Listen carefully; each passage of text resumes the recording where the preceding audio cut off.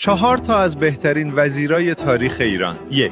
بزرگمهر. بزرگمهر وزیر انوشیروان ساسانی بوده و به اعتقاد خیلیا دلیل اوضاع خوب ایران توی اون دوره و انتساب لقب عادل برای انوشیروان خدمات این وزیر شایسته بوده. شخصیت خاص بزرگمهر باعث شده که کلی داستان افسانه طور از جمله کشف راز شطرنج و اختراع تخت نرد در موردش ساخته بشه.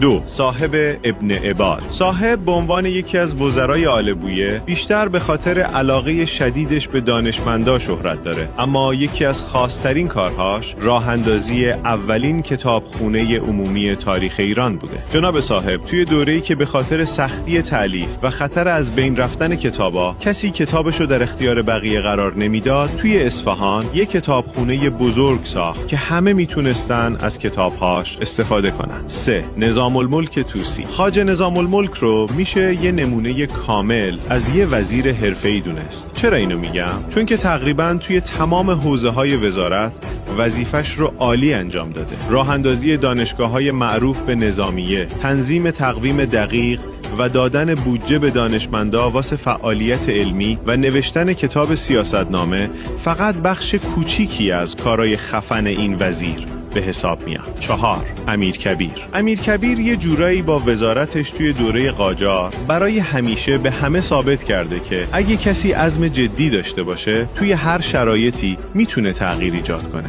حالا دلایل اصلی محبوبیت امیرکبیر چیاست؟ آبله کوبی، تأسیس دارالفنون، اصلاحات اجتماعی، انتشار وقایع اتفاقیه، سر و سامون دادن به ارتش و کلی کار خفن دیگه. یه سوال، شما کیو به این لیست اضافه میکنی؟